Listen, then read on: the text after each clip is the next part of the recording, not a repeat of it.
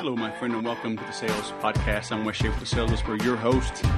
Today, we have one of Uncle Sam's misguided children, otherwise known as the U.S. Marine Corps former Marine, Jim Brown. Not that Jim Brown, this Jim Brown. He is a Sandler Sales franchise owner. He is an entrepreneur, a formerly failed entrepreneur. However, you really don't fail unless you fail to get up. He's got an interesting story how he got his knuckles scraped, his nose bloodied. He had a tough time for a while getting things back on track, but he did. Now things are really on track. And the key is having a process. So you're in for a treat with Jim Brown coming up. Hoorah! Former Marine, my friends. Respect the military. We get to pick on each other, but you can't pick on us. All right? You heard me? But speaking of processes, if you are winging it, if you don't know where your leads are coming from, if you're not sure how you're going to make your numbers each month, each quarter, if you're tired of the unpredictability, the ups and downs, the big highs, the big lows, let's start with the dig deep process. Let's dig deep, peel that onion back, help you figure out what the heck's going on. DigDeep.today, my most affordable offering to work one-on-one. It's fast, it's affordable, it's efficient, it's effective. No need to drag this stuff out. Let's get to work. All right, DigDeep.today. And if you would like lifetime access to me in the Make Every Sale program, hurry up and log in and register and order now before I change it to an annual program. You can do that at makeeverysale.com. And you can find out my processes and ask me questions 3 to 4 times a week on a live interactive call and daily in the group. So do it now. MakeEverySale.com. Now let's bring on our guest. Jim Brown, you are a classic example of why I should do my homework and better screen my guests, because I read here that you love cheap pizza and Nickelback, and you put that in writing for all the world to see. Why the heck am I having you on my show, man? Hey, that's on you, not on me. But yeah, that's it. Cheap pizza, the cheaper the better for me. And, I'm a picky eater. I grew up that way. And, hey, the cheaper you can make the pizza, the better. And Nickelback, hey, if you're going to put it out there, you're a real fan. So I might be the only one, but I am a real Nickelback fan. You know, how can you be a U.S. Marine, Uncle Sam's misguided children, and be a picky eater? I mean, there ain't too many choices in an MRE. You know what? It was honestly very hard. But that time during boot camp in the Marine Corps was the only time where I just ate whatever I was given because I didn't have any fuel otherwise. But, yeah, it was hard. But as you know, because I know you're former Air Force as well, it doesn't matter what the MRE says on the front. They all taste the damn same. It's all the same. Throw some Tabasco on it and choke it down. That's right. It is just fuel. I am hungry. So, man, how do you go from the Marines to sales training? That's a big transition, isn't it? It is. There was, obviously a lot of steps in between there. But, the reality is I grew up poor. And so I've been selling for a really long time. And really it was just to have money in my pocket. I would hang out with all my friends and they'd be able to buy hot dogs and sodas at the basketball games and I couldn't. So I had to figure that out. And so, I've sold everything from baseball cards to buying and reselling candy in schools. I was a bookie. From 7th grade on, I would sell, in NCAA pools. And there's a story. I lost all the money one year. It was only $32, but that was a lot of money in 7th grade. But I lost it. I lost a little bankroll of cash, and I freaked out like how I was going to pay the winner of that pool. So I did that. I had my best friend's dad. I talked him into letting us build a wrestling ring in his backyard. I sold my other friends on the that they should let me train them to be wrestlers and pay me to do it. And at this time, I had no idea what I was doing, by the way.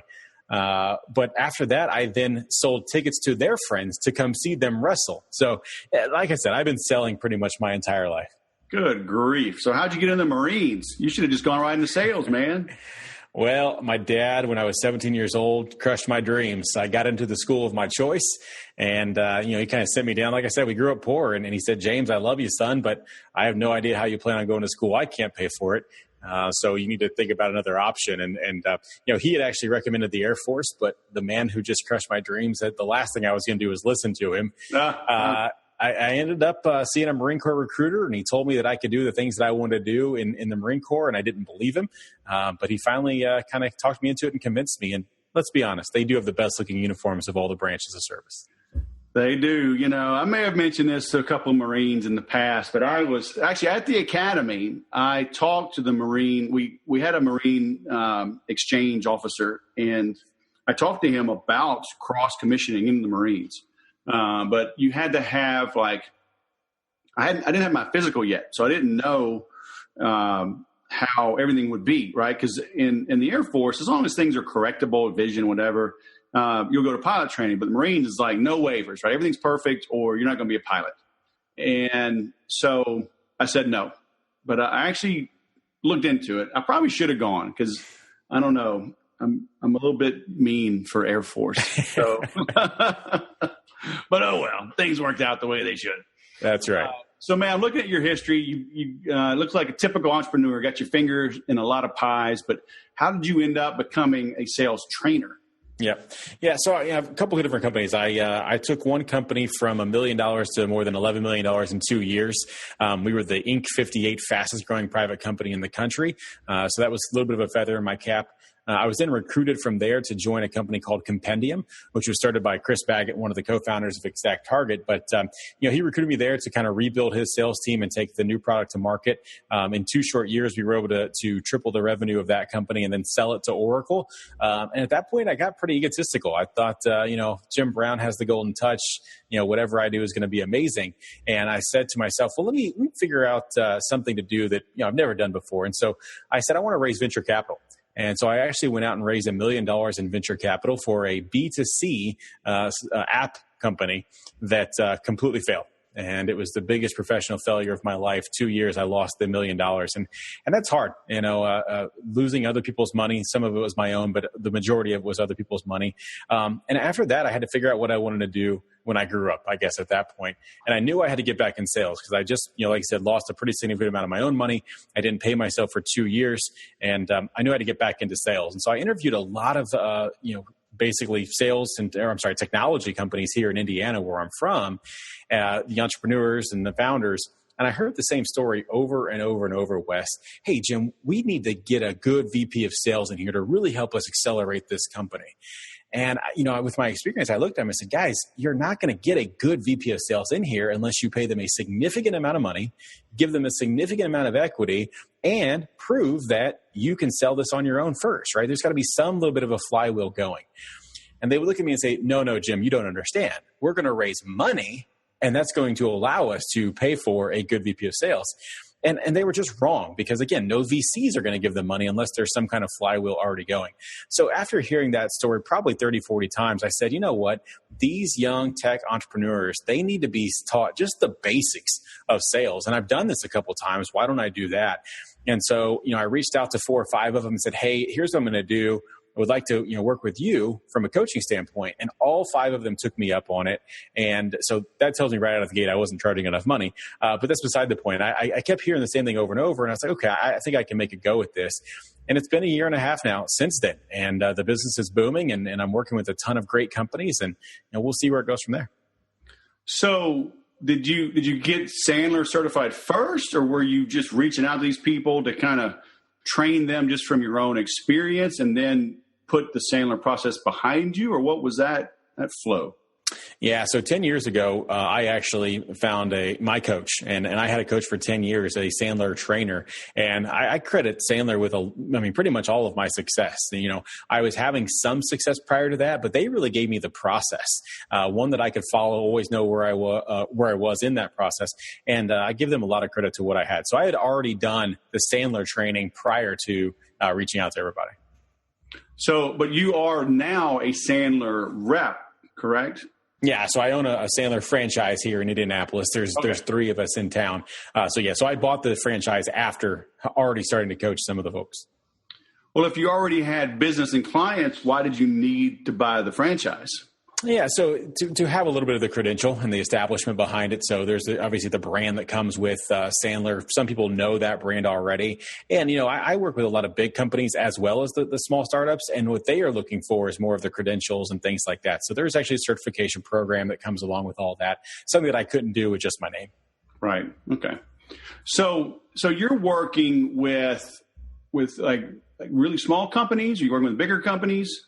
It's a little bit of both, but my focus every day when I go to market is I'm trying to talk to technology companies, software startups with 2 to 10 sales reps. That's my goal. That's where I go after. But then, obviously they're going to grow at some point and become the bigger companies. And so I also have a small inkling of inbound where I am working with companies that have, 10 or more salespeople out of the gate. But my daily focus every single day is, like I said, that 2 to 10 sales rep tech startup.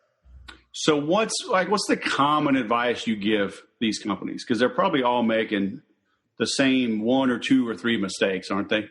Yeah, they really are. So, the problem that I see most with technology is twofold. One is there has been an explosion of technology companies in the last 5, 6, 7 years, right? But with that explosion of software tech companies has not come an explosion of salespeople. So now you've got all the good salespeople. They already have jobs. They're already making a good amount of money. And so where do these new companies go to get their sales talent? Well, they either, like I said earlier, pay a lot of money to get these people out of their current roles, give up a lot of equity, or they go into different industries and bring salespeople over, or they go to colleges and get kids who never have sold anything, really don't have any business acumen, and teach them how to sell. But the problem is, these guys don't know how to sell software. They don't know how to sell technology, and they don't have any business acumen whatsoever. And so they come into these companies, and all of a sudden they give them a little bit of product knowledge, say, okay, go sell. And it just doesn't work like that, right? And so the other side of this, the big challenge is once they do that, they give them all the product knowledge. Well, now all they know how to do is spit out the features and benefits of the product. They don't really know how to understand what a customer's real pain or real challenge is. And they definitely can't tie that to the emotional reasons why they should buy something. Right. So that's the things that I'm hitting over and over and over on a regular basis. Yeah. Amen. Product knowledge does not equal sales knowledge. That's right. That's right. I spent a long time in technology and pretty much never had sales training. We always had product training. Yep. And that's what eventually pushed me out to go on my own. It was just like, good grief, people. This is just the same everywhere. Yeah, I mean, especially with today's world, right? So as a consumer, you don't need a demo of how to use Amazon.com. You go on there, you click a few buttons, you buy something, right? That's the way technology is starting to become. I don't need you to share your screen and show me which buttons I got to click to do certain things. What I want to understand is I have this problem. Could I use your solution to solve my problem? And show me that and talk to me about that and let me figure out that. And also, I mean, here's the thing, like a lot of these guys are underselling their product because it's that feature benefit sale. You're basically selling a commodity. But if you really start to dig deep and understand the problem and the pain that customer actually has, and you understand what that's truly costing them, right? When they get a new customer, how much is that customer worth to them? How much are they willing to spend to acquire that customer? You start to understand those numbers. Now you can have a different conversation and you can price your product or service a lot higher than whatever pricing you list on your website is. So are consumers, or prospects, are they still willing to work, with a professional salesperson, or are they fighting back? Because they can find so much online, so like what is the role of a true salesperson in 2017? Yeah, I've heard all the stats of, buyers today are 67% of the way through the buying process before they ever reach out to a salesperson. And, content is now free and all that. Well, content is free if the prospect knows the right question to ask. Right. So if the prospect knows the right question to ask, yeah, they can find all the information out there online and they don't even need you as a salesperson to procure the deal, if you will. But the reality is most prospects, they think they know what they're doing. But then if they actually talk to a real legitimate sales professional, they're going to ask a few questions to completely debunk everything that they were bringing to the table. Now, sometimes you're going to get a very, very educated buyer. They're going to say, look, I know this. I've researched the space. I know exactly who the players are. I'm just trying to compare and contrast at this point. But I want to be an information concierge. I want to truly dig in, understand the pain or the problem that you have with your company, and I want to show you the right resources that may actually help you lead to where you're going. But more importantly, I want to give you some use cases. I want to tell you how I've solved similar problems that you currently have with other companies.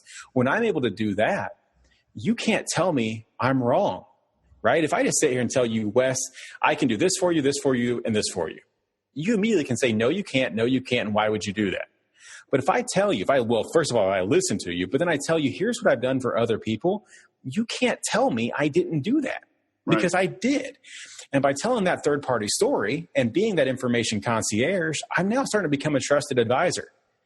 And one of the things that we teach with Sandler is this concept of negative reverse selling.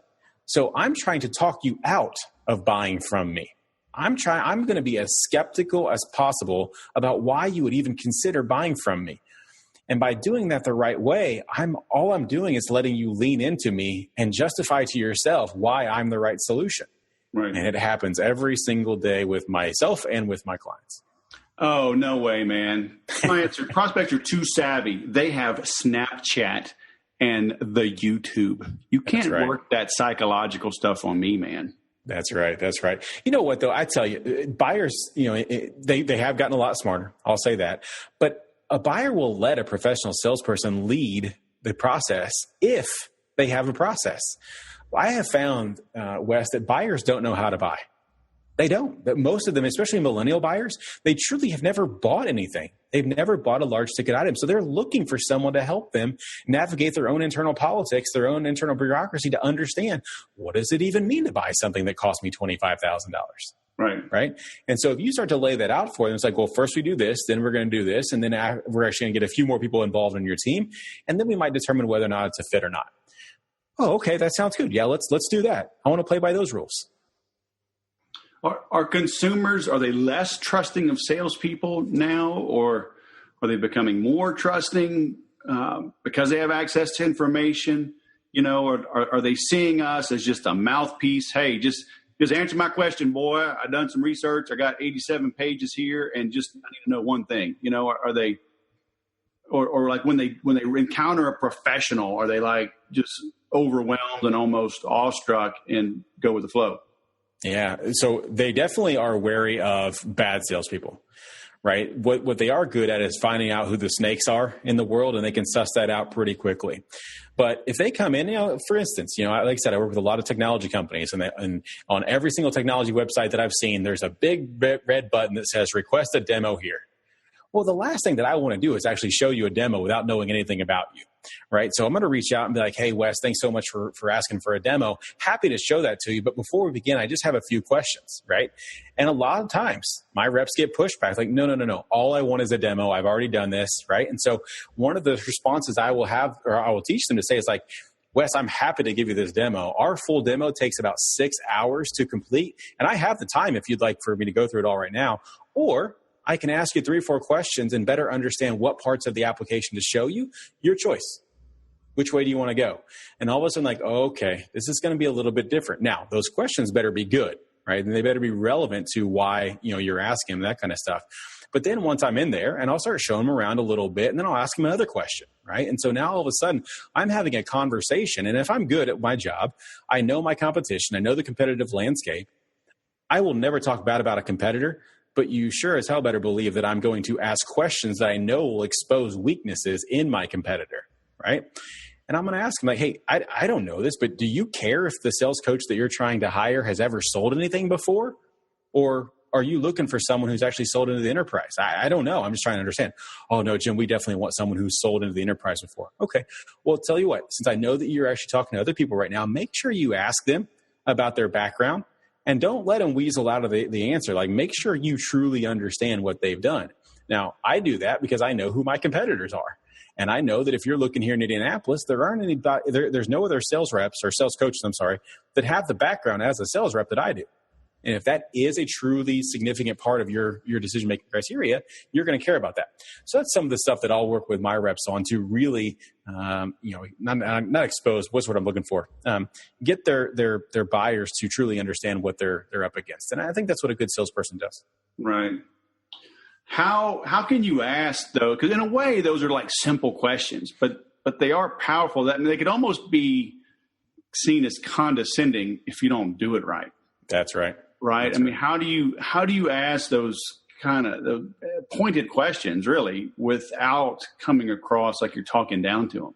Yep. So, we're sitting here on a video chat so we can see each other. I wish more people that were selling on the phone would actually turn on their videos and do video chat, because when it comes to communication, there's three things that really matter. And in order, the number one thing is body language. I want to mirror and match the body language of my prospect, and so I can make them feel comfortable by doing it. There's a lot of psychology that goes behind that we could talk about another time.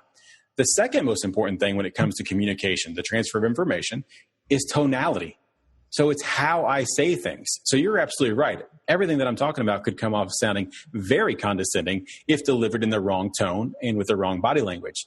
But the third most important part of conversation and communication is the actual words you say.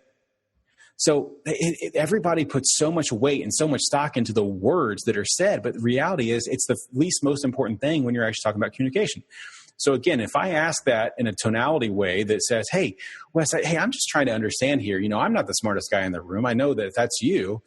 I'm trying to better understand why you would do X, Y, and Z. Can you help me out with that? And it's kind of like the law of reciprocity, right? People want to help people out. And so if you just kind of play the role of the dummy, they will lean in and help you out. Right. Good old Columbo, right? That's it. Now, our young bucks need to go watch some Columbo. Our young bucks need to do a lot of things these days, but they're unwilling to do it. My son thinks Sun Tzu's The Art of War is outdated, but I'm going to let him learn that lesson on his own. But I digress. Yeah. So how can a sales manager become a good trainer? Or is that even the role of the manager? Should they bring somebody in from the outside, or can you kind of train the trainer? That's a really good question. It truly is. Here's the problem that I face every single day is most sales managers, most VPs of sales, if you will, they believe that they were hired to be a trainer. And that's simply not the case. There's so many other roles and tasks that they need to play on a daily basis that they don't have time to teach the basics of sales. They just don't.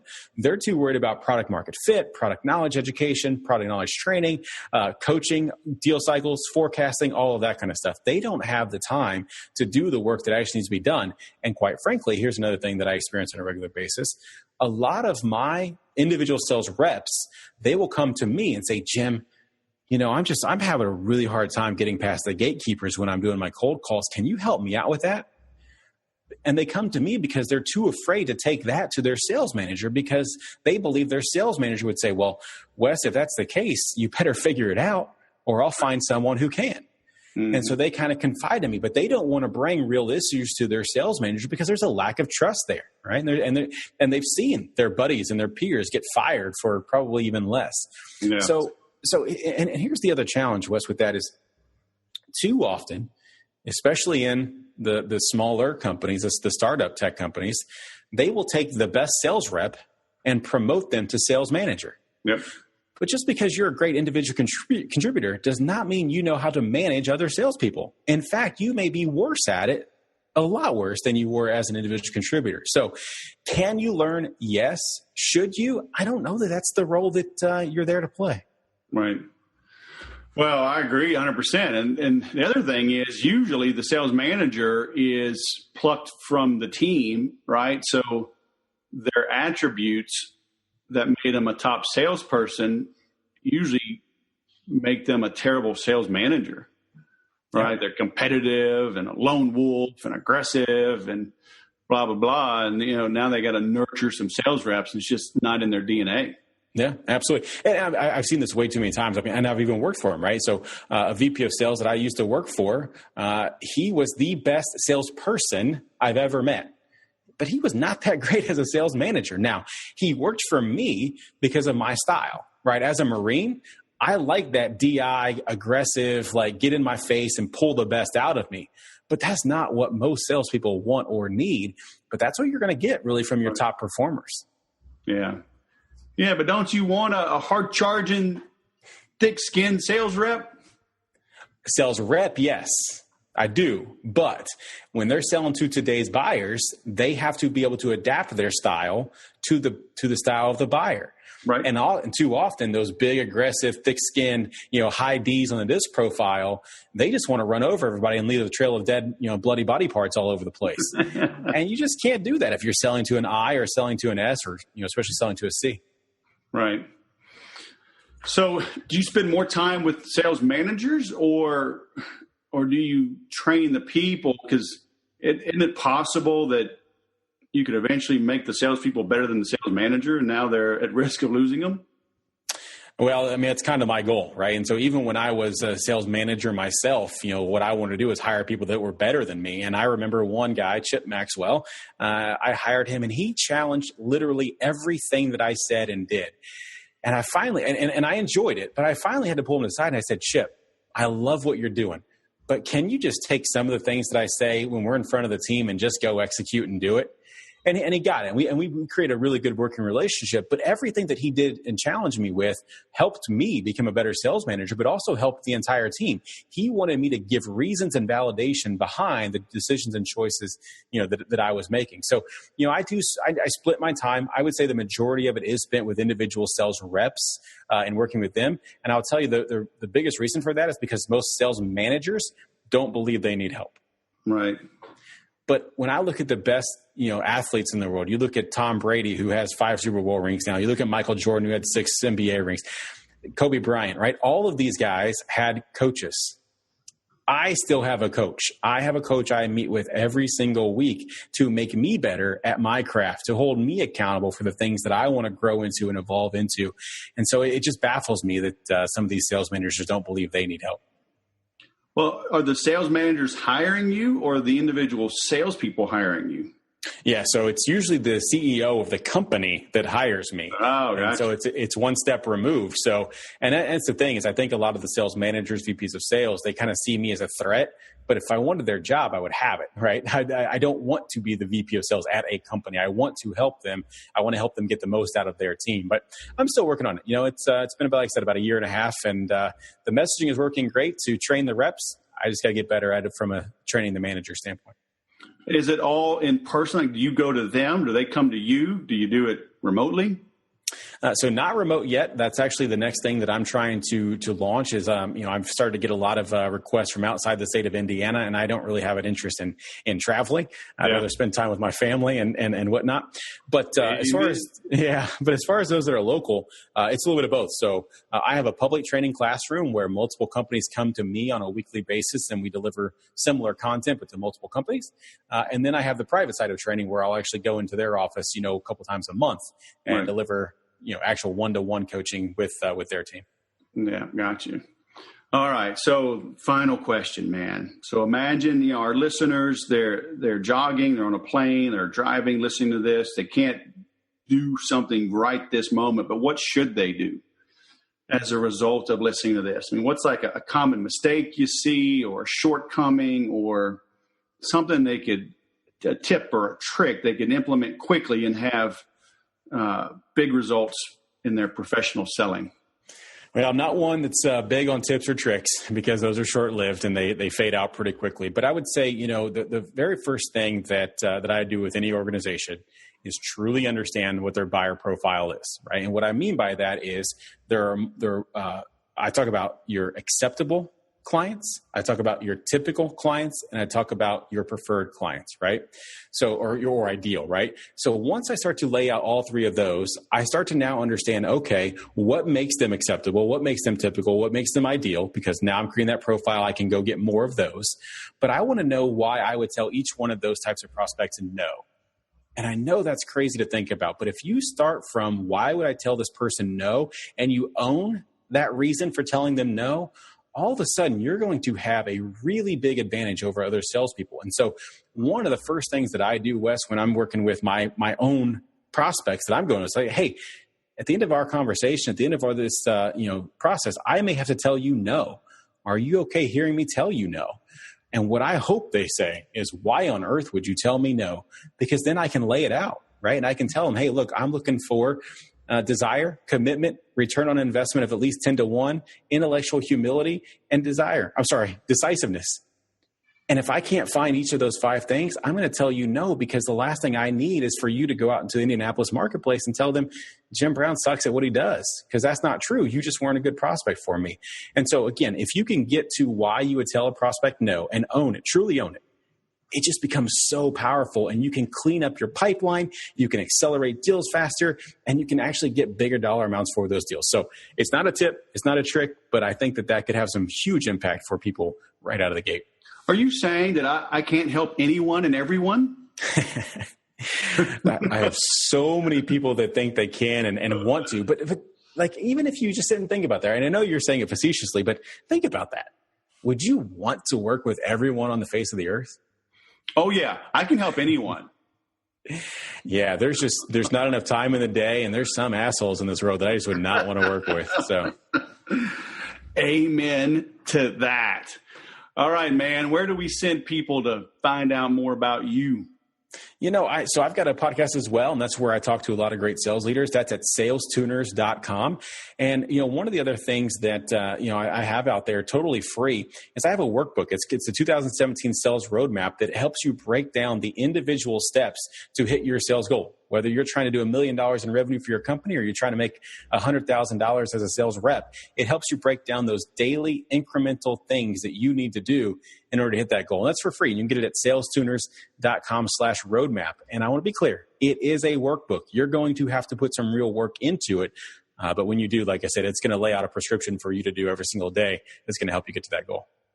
All right. So that's salestuners.com/roadmap. Roadmap. All right. Yep. All one word.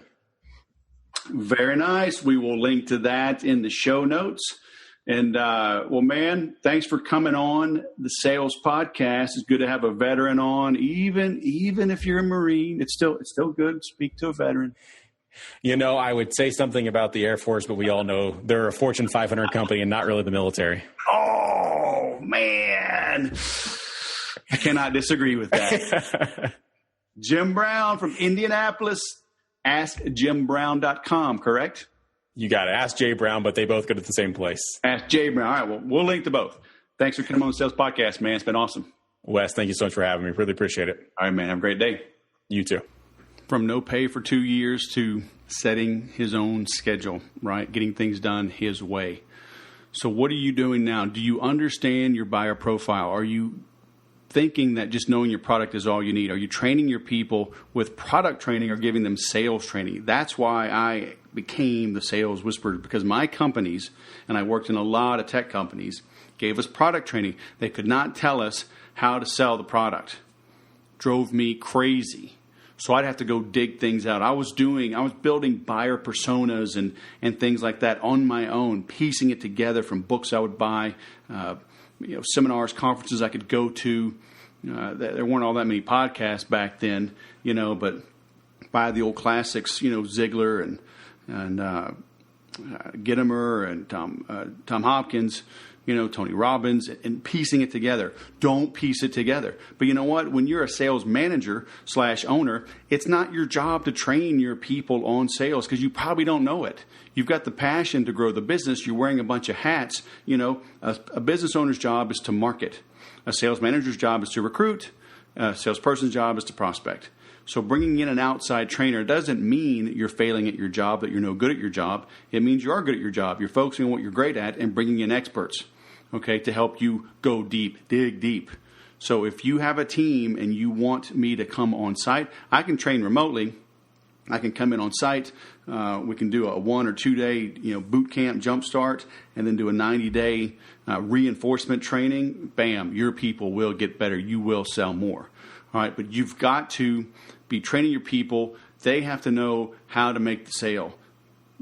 They don't have to know everything about the product. I know, crazy. But hey, that's the truth. And that's what I shoot here is the truth.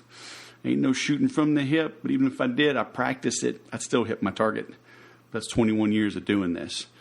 So if you need some help, let me know. All right, start with the Dig Deep, digdeep.today. Let's dig deep, see how we can help you grow. Get your team on there, get your spouse, your partner, your tax advisor, whoever. We'll dig deep, we'll peel it back, we'll find the gaping holes, we'll patch them.